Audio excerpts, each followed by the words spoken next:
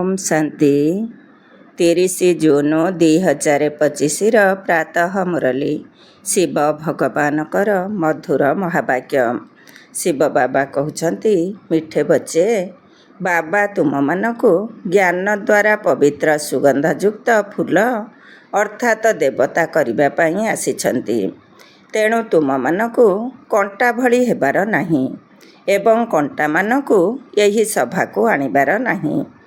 बाबा तुम मानकु ज्ञान द्वारा पवित्र सुगंधयुक्त फूल अर्थात देवता करने आसिछन्ति। तेणु तुम मानकु कंटा भली हेबार नाही एवं कंटा मानकु यही सभा को आनिबार नाही। प्रश्न, जो संतान माने जोगर यात्रा रे मेहनत करुछन्ति सेमानकर लक्षण कौन? जो संतान माने जोगर यात्रा रे मेहनत करुछन्ति सेमानकर लक्षण कौन? उत्तर, जोग करिबार मेहनत करुथिबा संतान माने बहुत खुशी रे रहिबे। सेमानक बुद्धि रे रहिब जे एबे आमे घर को फेरुछु, एहा परे आमे सुगंधित फूलर बगीचा को अर्थात स्वर्ग को जीवो। तेणु तुमे माने जोगर यात्रा द्वारा सुगंधित फूल हेउछ एवं अन्य मानकु मध्य कराउछ। ओम शांति। एठारे बगीचार मालिक मध्य अछन्ति, माली ओ फूल मध्य अछन्ति। एहा नुआ कथा अटे ना? केही नुआ आत्मा शुणिले कहिबे ये कौन कहउछन्ति? बगीचार मालिक, फूल आदि एसबु कौन? एपरी कथा तो केबे शास्त्र रे शुणी नाहूँ। तुमे जानिछ आमे बगीचार मालिक नाउरिया को मने पकाउछे, से एबे एठाकु आसिछन्ति एठारु आर पारी को नै जिबा पई। बाबा कहउछन्ति जोगर यात्रा रे रहिबाकु हेबो। निजे निजकु देख, मु केते दूर जाउछि, केते निजर शतप्रधान अवस्था रे पहुँचिछि। जेते शतप्रधान अवस्था आसिब सेही अनुपात रे बुझिब जे एबे आमे घर को फेरुछु, केउ पर्यंत आमे पहुँचिछु। ये सबुर आधार हैला जोगर यात्रा। सेही अनुजाई निरंतर खुशी मध्य रहिब। जिए जेते मेहनत करिबे सेते तांको भितरे खुशी रहिब। जेपरी परीक्षा पाखई आसिले छात्र बुझी जाए जे मु केउ डिविजन रे पास हेबी। एठारे मध्य सेहीपरि हेउछि। प्रत्येक संतान निजकु जानिछन्ति जे मु केते सुगंधयुक्त फूल होइछि, पुणी अन्य मानकु केते सुगंधयुक्त कराउछि। एहार गायन मध्य रहिछि कंटार जंगल, ताहा हेला फूलर बगीचा। मुसलमान माने मध्य कहिथान्ति गार्डन ऑफ अल्लाह, भाबुछन्ति सेठारे एक बगीचा अछि। सेठाकु जिए जाए खुदा तांकु फूल देइथान्ति, मनोकामना पूरण करिथान्ति। बाकी एपरि नुहे जे वास्तव रे कोनोसी फूल इत्यादि देउछन्ति।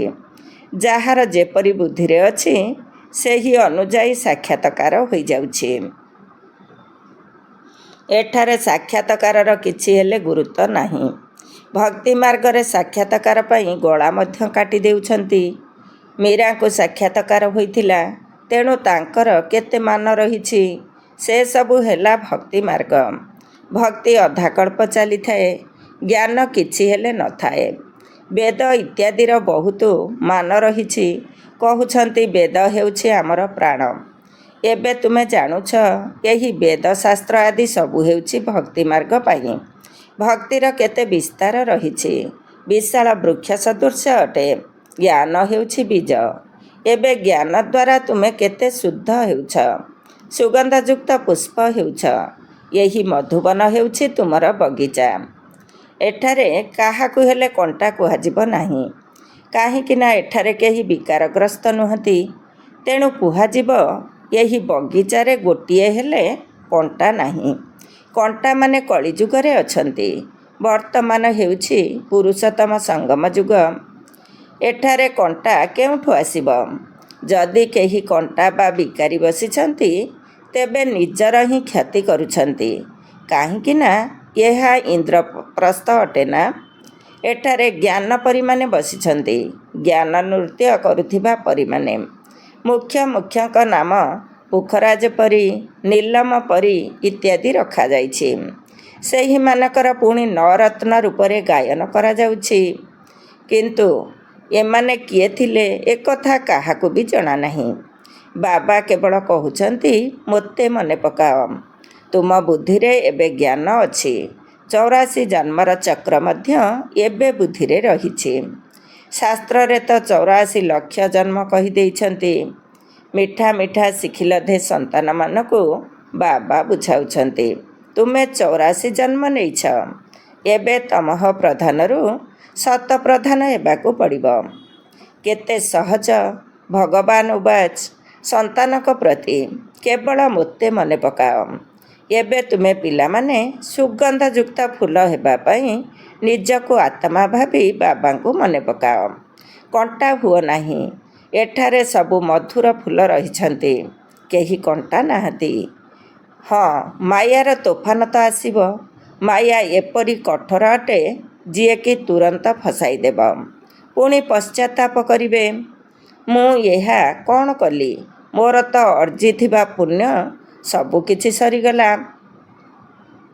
ଏହା ହେଉଛି ବଗିଚା। ବଗିଚାରେ ଭଲ ଭଲ ଫୁଲ ମଧ୍ୟ ରହିଥାଏ। ଏହି ବଗିଚାରେ ମଧ୍ୟ କେହି କେହି ତ ଫାଷ୍ଟ କ୍ଲାସ୍ ଫୁଲ ହୋଇଯାଉଛନ୍ତି। ଯେପରି ମୋଗଲ ଗାର୍ଡ଼େନରେ ଭଲ ଭଲ ଫୁଲ ରହିଛି, ସମସ୍ତେ ଦେଖିବାକୁ ଯାଇଥାନ୍ତି। ଏଠାରେ ତୁମ ପାଖକୁ ତ କେହି ଦେଖିବାକୁ ଆସିବେ ନାହିଁ। ତୁମେ କଣ୍ଟାମାନଙ୍କୁ କ'ଣ ମୁହଁ ଦେଖାଇବ? ଗାୟନ ମଧ୍ୟ ରହିଛି। ମୁତୁ ପଲିତି ବା ମଇଳା ବସ୍ତ୍ର, ବ୍ରହ୍ମା ବାବାଙ୍କର ଜପ ସାହେବ, ସୁଖମଣି, ଶିଖ ଧର୍ମର ଶାସ୍ତ୍ର ଆଦି ସବୁ ମନେ ଥିଲା।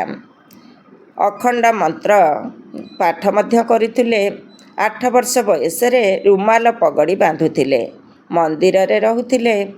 ବ୍ରହ୍ମା ବାବା କହୁଛନ୍ତି, ମନ୍ଦିରର ଦାୟିତ୍ୱ ମୋ ଉପରେ ଥିଲା। ଏବେ ବୁଝୁଛି ମଇଳା କପଡ଼ା ଧୋଇବାର ଅର୍ଥ କ'ଣ। ସବୁ ମହିମା ଶିବ ବାବାଙ୍କର ହିଁ ଅଟେ। ଏବେ ସନ୍ତାନମାନଙ୍କୁ ବାବା ଆସି ବୁଝାଉଛନ୍ତି। କହୁଛନ୍ତି, ଭଲ ଭଲ ଫୁଲ ଅର୍ଥାତ୍ ଆତ୍ମାମାନଙ୍କୁ ଆଣ। ଯିଏ ଭଲ ଫୁଲ ଆଣିବେ ସେମାନଙ୍କୁ ଭଲ ଫୁଲରେ ଗଣାଯିବ। ସମସ୍ତେ କହୁଛନ୍ତି ଆମେ ଲକ୍ଷ୍ମୀ ନାରାୟଣ ହେବୁ, ତେଣୁ ସେମାନେ ନିଶ୍ଚିତ ଗୋଲାପ ଫୁଲ ହୋଇଗଲେ।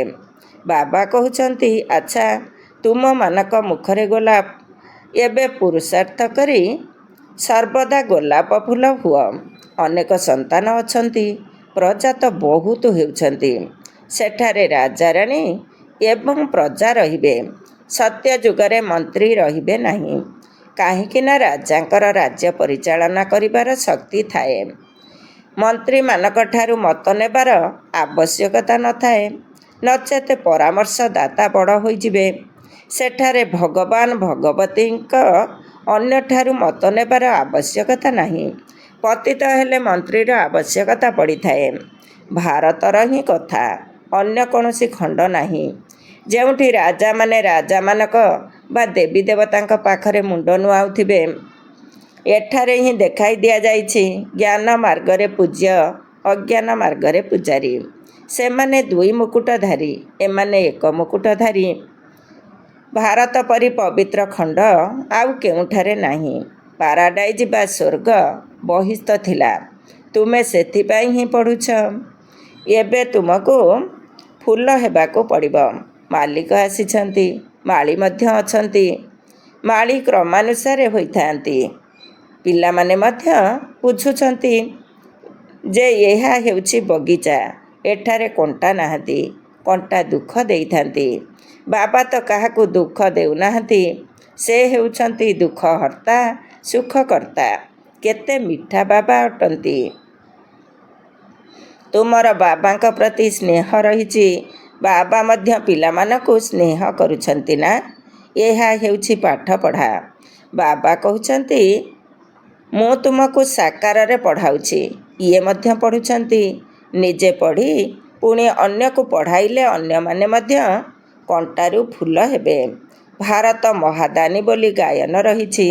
କାହିଁକି ନା ଏବେ ତୁମେ ମହାଦାନୀ ହେଉଛ। ଅବିନାଶୀ ଜ୍ଞାନ ରତ୍ନର ତୁମେ ଦାନ କରୁଛ। ବାବା ବୁଝାଉଛନ୍ତି, ଆତ୍ମା ହିଁ ରୂପ ବସନ୍ତ ଅର୍ଥାତ୍ ଯୋଗୀ ଓ ଜ୍ଞାନୀ ଅଟେ।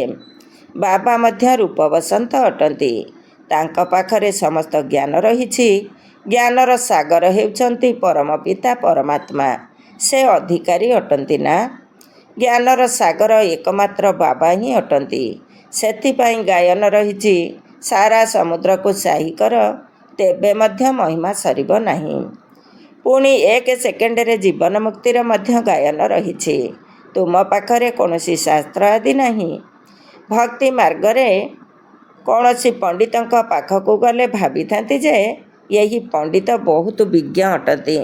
ଇଏ ସବୁ ବେଦଶାସ୍ତ୍ରକୁ ମୁଖସ୍ଥ କରିଛନ୍ତି।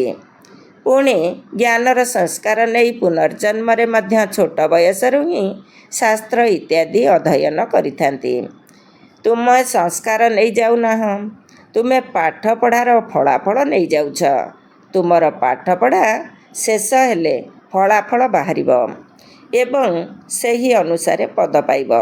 ଜ୍ଞାନ କ'ଣ ସାଥିରେ ନେଇଯିବ କି? ସେଠାରେ କାହାକୁ ତ ଜ୍ଞାନ ଶୁଣାଇବାର ନାହିଁ। ଏଠାରେ ତ ତୁମର ପାଠପଢ଼ା ଚାଲିଛି। ଯାହାର ପ୍ରାରବ୍ଧ ନୂଆ ଦୁନିଆରେ ମିଳିବ। ତୁମମାନଙ୍କୁ ବାବା ବୁଝାଉଛନ୍ତି, ମାୟା ମଧ୍ୟ କିଛି କମ୍ ଶକ୍ତିବାନ ନୁହେଁ। ମାୟାର ଶକ୍ତି ଅଛି ଦୁର୍ଗତିକୁ ନେଇଯିବା ପାଇଁ। ତେବେ ତା'ର କ'ଣ ମହିମା କରାଯିବ କି? ସେ ତ ଦୁଃଖ ଦେବାରେ ଶକ୍ତିମାନ ଅଟେ ନା? ବାବା ସୁଖ ଦେବାରେ ଶକ୍ତିମାନ ହୋଇଥିବାରୁ ତାଙ୍କର ଗାୟନ ରହିଛି। ଏହିପରି ମଧ୍ୟ ଡ୍ରାମା ତିଆରି ହୋଇଛି। ତୁମେ ସୁଖ ଓ ଦୁଃଖ ଉଭୟ ଭୋଗ କରୁଛ। ହାର ଏବଂ ଜିତ୍ କାହାର ହେଉଛି, ଏହା ମଧ୍ୟ ଜଣାଯିବା ଉଚିତ ନା? ବାବା ମଧ୍ୟ ଭାରତକୁ ହିଁ ଆସୁଛନ୍ତି। ଜୟନ୍ତୀ ମଧ୍ୟ ଭାରତରେ ହିଁ ପାଳନ ହେଉଛି। ଏକଥା କାହାକୁ ବି ଜଣା ନାହିଁ ଯେ ଶିବ ବାବା କେବେ ଆସିଲେ, କ'ଣ ଆସି କରିଥିଲେ। ଚିହ୍ନ ବର୍ଣ୍ଣ ହିଁ ହଜେଇ ଦେଇଛନ୍ତି। ବାବାଙ୍କର ସନ୍ତାନ କୃଷ୍ଣଙ୍କର ନାମ ଲେଖିଦେଇଛନ୍ତି। ବାସ୍ତବରେ ଶିବ ବାବାଙ୍କର ଏବଂ କୃଷ୍ଣଙ୍କର ମହିମା ଅଲଗା ଅଲଗା ଅଟେ। ସେ ନିରାକାର, ଇଏ ସାକାର।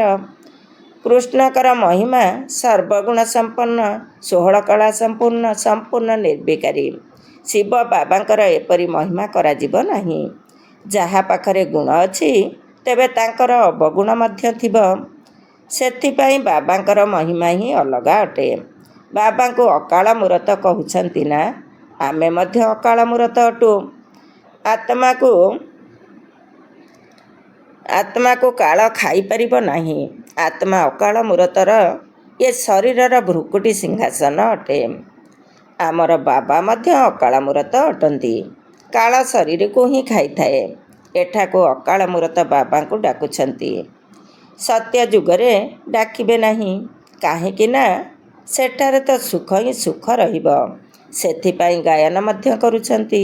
ଦୁଃଖରେ ସମସ୍ତେ ସ୍ମରଣ କରନ୍ତି, ସୁଖରେ ବାବାଙ୍କୁ କେହି ସ୍ମରଣ କରନ୍ତି ନାହିଁ। ଏବେ ରାବଣ ରାଜ୍ୟରେ କେତେ ଦୁଃଖ ରହିଛି। ବାବା ତ ସ୍ୱର୍ଗର ମାଲିକ କରାଉଛନ୍ତି। ତେଣୁ ଅଧାକଳ୍ପ କେହି ସେଠାରେ ଡାକିବେ ନାହିଁ। ଯେପରି ଲୌକିକ ପିତା ସନ୍ତାନକୁ ପାଳିପୋଷି ସମ୍ପତ୍ତି ଦେଇ ନିଜେ ବାନପ୍ରସ୍ଥୀ ହୋଇଥାନ୍ତି, ସବୁକିଛି ପିଲାମାନଙ୍କୁ ଦେଇ କହନ୍ତି, ଏବେ ମୁଁ ସତ୍ସଙ୍ଗକୁ ଯାଉଛି, କିଛି ଖାଇବାକୁ ପଠାଉଥିବ। ଏହି ବାବା ତ ଏପରି କହିବେ ନାହିଁ। ଇଏ ତ କହୁଛନ୍ତି, ମିଠା ମିଠା ସନ୍ତାନମାନେ, ମୁଁ ତୁମକୁ ବିଶ୍ୱର ବାସାଇ ଦେଇ ବାନପ୍ରସ୍ଥକୁ ଚାଲିଯିବି। ମୁଁ କ'ଣ କେବେ କହିବି ଯେ ଖାଇବା ପାଇଁ ପଠାଇବ? ଲୌକିକ ସନ୍ତାନମାନଙ୍କର ତ କର୍ତ୍ତବ୍ୟ ହେଉଛି ପିତାଙ୍କର ଦାୟିତ୍ୱ ନେବା, ନଚେତ ଖାଇବେ କିପରି? ଏହି ବାବା ତ କହୁଛନ୍ତି, ମୁଁ ନିଷ୍କାମ ସେବାଧାରୀ ଅଟେ। ମନୁଷ୍ୟ କେବେ ନିଷ୍କାମ ହୋଇପାରିବେ ନାହିଁ। ଖାଇବାକୁ ନ ପାଇଲେ ଭୋକରେ ମରିଯିବେ। ମୁଁ ଭୋକରେ ମରିବି ନାହିଁ। ମୁଁ ତ ଅଭୋକ୍ତା ଅଟେ। ତୁମକୁ ବିଶ୍ୱର ବାସାଇ ଦେଇ ମୁଁ ଯାଇ ବିଶ୍ରାମ କରିଥାଏ। ପୁଣି ମୋର ପାଟ ବନ୍ଦ ହୋଇଯାଏ। ପୁଣି ଭକ୍ତି ମାର୍ଗରେ ଆରମ୍ଭ ହୋଇଥାଏ। ଏହିପରି ଅନାଦି ଡ୍ରାମା ତିଆରି ହୋଇଛି, ଯେଉଁ ରହସ୍ୟ ବାବା ବସି ବୁଝାଉଛନ୍ତି। ବାସ୍ତବରେ ତୁମର ପାଟ ସବୁଠାରୁ ଅଧିକ। ତେଣୁ ଲାଭ ମଧ୍ୟ ତୁମକୁ ମିଳିବା ଦରକାର। ମୁଁ ଯେତେବେଳେ ଆରାମ କରିଥାଏ, ତୁମେ ସେତେବେଳେ ବ୍ରହ୍ମାଣ୍ଡର ମାଲିକ ବି ହୋଇଥାଅ, ପୁଣି ବିଶ୍ୱର ମାଲିକ ମଧ୍ୟ ହୋଇଥାଅ। ତୁମର ଖୁବ୍ ପ୍ରସିଦ୍ଧି ହୋଇଥାଏ। ଏହି ଡ୍ରାମାର ରହସ୍ୟ ମଧ୍ୟ ତୁମେ ଜାଣିଛ। ତୁମେ ହେଉଛ ଜ୍ଞାନର ଫୁଲ। ଦୁନିଆରେ ଜଣେ ହେଲେ କେହି ଏପରି ନାହାନ୍ତି। ରାତି ଦିନର ଫରକ ରହିଛି। ସେମାନେ ରାତିରେ ଅଛନ୍ତି, ତୁମେ ଦିନକୁ ଯାଉଛ।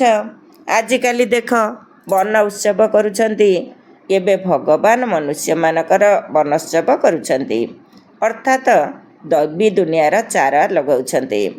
ବାବା ଦେଖ କିପରି ଚମତ୍କାର କରୁଛନ୍ତି, ଯାହାଦ୍ୱାରା ମନୁଷ୍ୟରୁ ଦେବତା, ରଙ୍କରୁ ରାଜା କରିଦେଉଛନ୍ତି।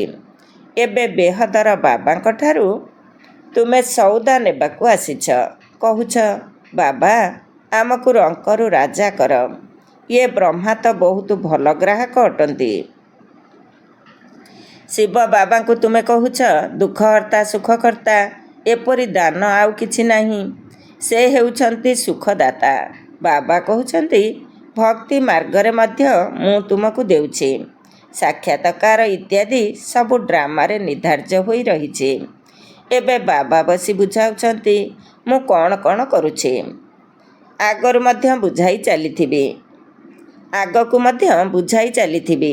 ଶେଷରେ ତୁମେ କ୍ରମାନୁସାରେ କର୍ମାତୀତ ଅବସ୍ଥାକୁ ପ୍ରାପ୍ତ କରିବ। ଏସବୁ ଡ୍ରାମାରେ ନିର୍ଦ୍ଧାର୍ଯ୍ୟ ହୋଇ ରହିଛି। ତଥାପି ମଧ୍ୟ ପୁରୁଷାର୍ଥ କରାଉଛି। ବାବାଙ୍କୁ ମନେ ପକାଅ। ବାସ୍ତବରେ ଏହା ମହାଭାରତ ଲଢ଼େଇ ଅଟେ। ଏହି ଲଢ଼ାଇରେ ସମସ୍ତେ ବିନାଶ ହେବେ, ବାକି ଭାରତବାସୀ ହିଁ ରହିବେ। ତୁମେ ପୁଣି ବିଶ୍ୱ ଉପରେ ରାଜତ୍ୱ କରିବ। ଏବେ ବାବା ତୁମକୁ ପଢ଼ାଇବାକୁ ଆସିଛନ୍ତି। ସେ ହିଁ ଜ୍ଞାନର ସାଗର ଅଟନ୍ତି। ଏହା ମଧ୍ୟ ଖେଳ ଅଟେ। ଏଥିରେ ଦ୍ୱନ୍ଦ୍ୱର କୌଣସି କଥା ନାହିଁ। ମାୟା ବହୁତ ସମସ୍ୟାର ସମ୍ମୁଖୀନ କରାଇବ। ବାବା ବୁଝାଉଛନ୍ତି ତାକୁ ଡର ନାହିଁ। ବହୁତ ଖରାପ ଖରାପ ସଂକଳ୍ପ ଆସିବ। ତାହା ମଧ୍ୟ ସେତେବେଳେ ଆସିବ ଯେବେ ବାବାଙ୍କର କୋଳକୁ ଆସି ସନ୍ତାନ ହେବ। କୋଳକୁ ନ ଆସିବା ପର୍ଯ୍ୟନ୍ତ ମାୟା ଏତେ ଲଢ଼ିବ ନାହିଁ। କୋଳକୁ ଆସିବା ପରେ ହିଁ ତୋଫାନ ଆସିଥାଏ। ସେଥିପାଇଁ ବାବା କହୁଛନ୍ତି ବୁଝି ସୁଝି କୋଳକୁ ଆସିବା ଉଚିତ। ଦୁର୍ବଳ ହେଲେ ପୁଣି ପ୍ରଜାରେ ଆସିଯିବ। ରାଜାପଦ ପାଇବା ତ ଭଲ କଥା, ନଚେତ ଦାସ ଦାସୀ ହେବାକୁ ପଡ଼ିବ। ବର୍ତ୍ତମାନ ସୂର୍ଯ୍ୟବଂଶୀ ଚନ୍ଦ୍ରବଂଶୀ ରାଜଧାନୀ ସ୍ଥାପନ ହେଉଛି। ଆଚ୍ଛା, ମିଠା ମିଠା ଶିଖିଲ ଧେ ସନ୍ତାନମାନଙ୍କ ପ୍ରତି ମାତା ପିତା ବାପ ଦାଦାଙ୍କର ମଧୁର ସ୍ନେହସମ୍ପନ୍ନ ଶୁଭେଚ୍ଛା ଏବଂ ସୁପ୍ରଭାତ। ଆତ୍ମିକ ପିତାଙ୍କର ଆତ୍ମିକ ସନ୍ତାନମାନଙ୍କୁ ନମସ୍ତେ। ଆମ ଆତ୍ମିକ ସନ୍ତାନମାନଙ୍କର ଆତ୍ମିକ ମାତା ପିତା ବାପ ଦାଦାଙ୍କୁ ନମସ୍ତେ ନମସ୍ତେ ଏବଂ ସୁପ୍ରଭାତ। ଓମ୍ ଶାନ୍ତି। ବାବା ଧାରଣା ପାଇଁ ମୁଖ୍ୟ ସାର 1 ନମ୍ବର। ରୂପ ବସନ୍ତ ହୋଇ ଅବିନାଶୀ ଜ୍ଞାନରତ୍ନର ଦାନ କରି ମହାଦାନୀ ହେବାକୁ ପଡ଼ିବ। ଯେଉଁ ପାଠ ନିଜେ ପଢ଼ୁଛ ତାକୁ ଅନ୍ୟମାନଙ୍କୁ ମଧ୍ୟ ପଢ଼ାଇବାକୁ ହେବ। 2 ନମ୍ବର। କୌଣସି କଥାରେ ବିଚଳିତ ହେବାର ନାହିଁ କି ଡରିବାର ନାହିଁ। ନିଜ ପ୍ରତି ଧ୍ୟାନ ଦେବାର ଅଛି। ନିଜେ ନିଜକୁ ପଚାରିବା ଉଚିତ ଯେ ମୁଁ କେଉଁ ପ୍ରକାରର ଫୁଲ? ମୋ ଭିତରେ କୌଣସି ଦୁର୍ଗନ୍ଧ ନାହିଁ ତ? ଆଜିର ବରଦାନ। ଦୃଢ଼ ସଂକଳ୍ପ ଦ୍ୱାରା ଦୁର୍ବଳତା ରୂପୀ କଳିଯୁଗୀ ପାହାଡ଼କୁ ସମାପ୍ତ କରୁଥିବା ସମର୍ଥୀ ସ୍ୱରୂପ ଭବ। ଦୃଢ଼ ସଂକଳ୍ପ ଦ୍ୱାରା ଦୁର୍ବଳତା ରୂପୀ କଳିଯୁଗୀ ପାହାଡ଼କୁ ସମାପ୍ତ କରୁଥିବା ସମର୍ଥୀ ସ୍ୱରୂପ ଭବ। ଡିଟେଲ୍ସ। ନିରାଶ ହୋଇଯିବା, କୌଣସି ସଂସ୍କାରର ବା ପରିସ୍ଥିତିର ବଶୀଭୂତ ହେବା, କୌଣସି ବ୍ୟକ୍ତି ବା ବୈଭବ ପ୍ରତି ଆକର୍ଷିତ ହେବା, ଏହି ସମସ୍ତ ଦୁର୍ବଳତା ରୂପୀ କଳିଯୁଗୀ ପାହାଡ଼କୁ ଦୃଢ଼ ସଂକଳ୍ପର ଆଙ୍ଗୁଳି ଦେଇ ସଦାକାଳ ପାଇଁ ସମାପ୍ତ କର, ଅର୍ଥାତ୍ ବିଜୟୀ ହୁଅ। ବିଜୟ ଆମର ଗଳାର ହାର ଅଟେ। ସର୍ବଦା ଏହି ସ୍ମୃତି ଦ୍ୱାରା ସମର୍ଥୀ ସ୍ୱରୂପ ହୁଅ। ଏହା ହିଁ ହେଉଛି ସ୍ନେହର ପ୍ରତିଦାନ।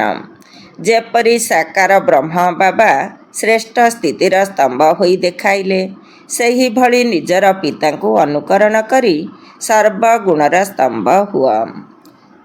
ଆଜିର ସ୍ଲୋଗାନ। ସାଧନ ଗୁଡ଼ିକ ସେବା ପାଇଁ ଉଦ୍ଦିଷ୍ଟ, ଆରାମ ପସନ୍ଦ ହେବା ପାଇଁ ନୁହେଁ। ସାଧନ ଗୁଡ଼ିକ ସେବା ପାଇଁ ଉଦ୍ଦିଷ୍ଟ, ଆରାମ ପସନ୍ଦ ହେବା ପାଇଁ ନୁହେଁ। ଓମ୍ ଶାନ୍ତି। ଆଜିର ଅବ୍ୟକ୍ତ ଇସାରା। ଆତ୍ମିକ ସ୍ଥିତିରେ ରହିବାର ଅଭ୍ୟାସ କର ଏବଂ ଅନ୍ତର୍ମୁଖୀ ହୁଅ। ଯେପରି ଆଟମ୍ ବମ୍କୁ ଗୋଟିଏ ସ୍ଥାନରେ ନିକ୍ଷେପ କରିଲେ ଚାରିଆଡ଼େ ତା'ର ଅଂଶ ବ୍ୟାପି ଯାଇଥାଏ, ତାହା ହେଲା ଆଟମ୍ ବମ୍। ଏହା ହେଉଛି ଆତ୍ମିକ ବମ୍। ଏହାର ପ୍ରଭାବ ଅନେକ ଆତ୍ମାକୁ ଆକର୍ଷିତ କରିବ ଏବଂ ସହଜରେ ପ୍ରଜାମାନଙ୍କର ବୃଦ୍ଧି ହୋଇଯିବ। ସେଥିପାଇଁ ସଂଗଠିତ ରୂପରେ ଆତ୍ମିକ ସ୍ୱରୂପର ଅଭ୍ୟାସକୁ ବଢ଼ାଅ ଏବଂ ସ୍ମୃତି ସ୍ୱରୂପ ହୁଅ, ଯାହାଦ୍ୱାରା ବାୟୁମଣ୍ଡଳ ଶକ୍ତିଶାଳୀ ହୋଇଯିବ। ଓମ୍ ଶାନ୍ତି।